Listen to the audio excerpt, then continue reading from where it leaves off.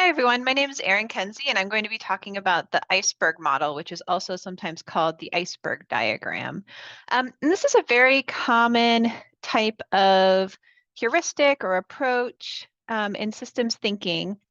And there are many different variations on this, but the main idea is the same. And this model is used as an exercise or a tool for thinking to get you to consider the different structures underlying problems or events that you observe in the world.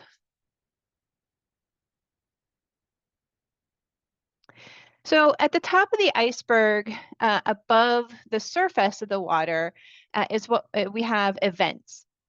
Which are things we observe happening at a certain point in time. So this could be any sort of event or problem that happens. And just under the surface, we have patterns of behavior, which can also be understood as trends over time. And this level of analysis, here you look at the events and ask yourself whether they reflect something that's happened before. So is this event part of a pattern of something getting worse over time? Is something getting better? How can you put this event in the context of what has happened in the past? So this step is really key because it opens up the door to understanding the underlying system structure. And what I mean here is that, if you just look at an isolated data point, it can be difficult to understand what's going on. So if you look just at the death of George Floyd, for example, it's impossible to fully understand uh, without putting it into the context of patterns of police brutality, especially toward Black men. So the next layer down here is system structure. So what we mean here is largely social structures or institutions that set the stage or create the conditions for the patterns of behavior to emerge. So at this level, we can look at how these social structures interact, how they encourage or discourage people to respond in certain ways. In the example of police violence against Black men, we can look at how we fund and train police departments, what role we expect policing to play in society, differences in how policing is done in different communities, the lack of consequences that perpetuators of violence, especially white perpetrators, face. And more broadly, we can look at social inequality. We can look at all the different ways that racism is sort of baked into the criminal justice system. So at this level of system structure, it's like, what are the social structures, the institutions, the political structures, the systems for how we organize people and money and resources? What does our society look like? Like, what are the tangible aspects of that? And those structures produce the patterns of behavior over time and the events that happen in the patterns. But underlying the system structure at the bottom of the iceberg, we have what are called mental models. And mental models can also be thought of as like perspectives or beliefs. And these are values, assumptions, beliefs that underlie this whole structure and kind of keep it afloat. So here we're trying to identify the mental models that set the boundaries and rules for which the social structures, like the beliefs that produce the social structures. And so something to keep in mind here is that the influence mental models have is continuous. So like as long as these certain beliefs stay in place, as long as we think about things in a certain way, structures will be created and recreated to align with those mental models. And here, individuals can have mental models, but here we're really talking about what are the societal mental models? What are the beliefs um, kind of at a society level that guide how those system structures are designed? So what are the perspectives that lead to certain legislation happening or lead to certain investments of money and resources happening or not happening?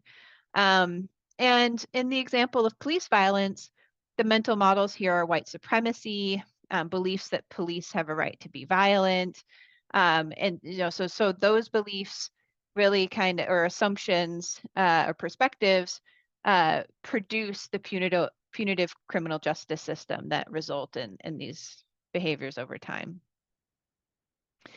So these different levels of the iceberg have different kinds of leverage. And what I mean by leverage here is ways of changing the state of affairs. So at the top, if you look only at an event, you can really only react directly to that event if you're going by what you know. So if you look at patterns of behavior, you might be able to anticipate what will happen next. If you look at system structures, you might be able to redesign or tinker with how the system is set up. Um, and then changing mental models, it's the most difficult thing, but it's also the potentially the most transformative because if you change the mental models, you're also changing the rules for how the systems are created and the vision for what's possible and desirable in a society.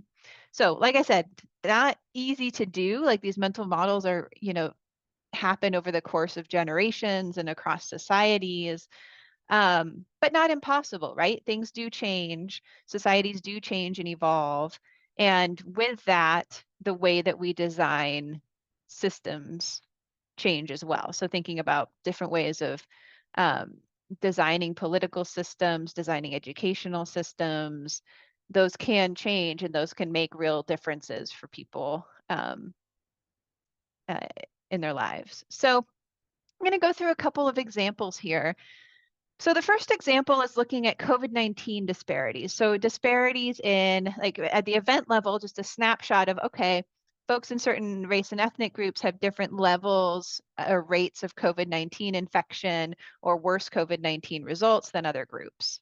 And this is something that we saw particularly at the start of the pandemic. Underlying that, if we look at the patterns level, we could look at patterns of health disparities. So how is this particular observation that the rates are different today? How is that different over time? Like, did this always happen? Is this getting better or worse? How can we compare it with different health disparities? There's this sort of snapshot fits into a longer pattern of understanding about disparities in in health outcomes and health equity.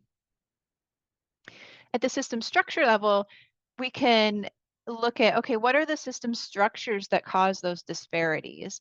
You can look at social inequality, discrimination, poverty, unequal access to care, housing, education, jobs, historical medical abuse. There's lots of different factors at play when we're talking about why do health disparities happen. And then underlying those systems structure, the social systems, underlying those are mental models, in this case around racism, capitalism, individualism, sort of all these assumptions around how healthcare systems should be designed, for-profit healthcare, all this stuff around how should healthcare work, who is deserving of care, how can we take care of people's health. Those underlie what the systems that emerge. Another example, so say we're looking at high levels of lead discovered in the water in Flint, Michigan. That happened a while back. Patterns of behavior. Here we can look at trends of contaminants over time, health outcomes over time. If we're, if the event is a snapshot saying, okay, there's lead in the water today, patterns of behavior is how did that look like over time? You could also broaden this to look at like what are patterns of different sorts of environmental health issues over time or environmental justice issues over time. At the system structure level, we're looking at, what are the structures that cause this to emerge? You could think of underfunded public health systems, constraints on municipal water sources, lack of oversight for monitoring water quality, uh, all of those things. And then under that, what are these system structures? Again, racism is a part of it. Belief that health is an individual's responsibility, not the responsibility of sort of public services. Um, you know, these sorts of beliefs or ideas on health care, how we should treat your fellow individual, how society should be organized, affects, eventually leads to what we saw in Flint. Also another layer here could be around the role of people in sort of monitoring environmental issues, like what's the possible health impacts of environmental contaminants. Those can be rooted down in mental models. So, what are the uses for the iceberg model?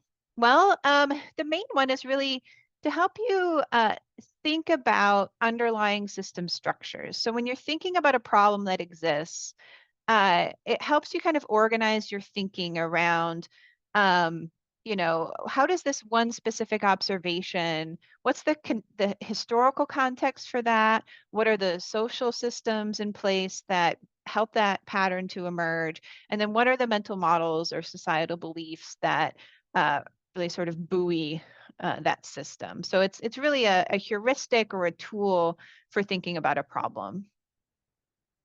It can also help you consider different kinds of leverage points or intervention points. So, there's that map of here's the different types of responses at the different levels. It can just be kind of a way to help you organize your thinking. If you're considering a potential intervention for a problem, say, okay, where on this level is this really acting? It can also help communicate main ideas about underlying structures. Um, but what it's not useful for communicating or analyzing interrelationships between system components. That's why we have systems diagramming, systems modeling, simulation modeling. Those are other methods that kind of go more in depth into how these different factors interact to produce behavior. The iceberg is really kind of a first step in organizing your thoughts on complex problems and how these factors affect outcomes. So to wrap up, I'll leave you with a fun fact I recently learned. So we're all used to seeing drawings or diagrams of icebergs shaped kind of like an ice cream cone with a portion on top and a skinny portion underwater, like the version I showed before. But apparently that's not the stable orientation of an iceberg. This person had this interesting post saying like, this an iceberg would actually be on their side like that because that's more of how a floating chunk of ice works. So I thought that was just kind of interesting that we've been drawing icebergs wrong all this time. So um, I hope you enjoyed this presentation and you learned a little bit about iceberg models. Thanks so much.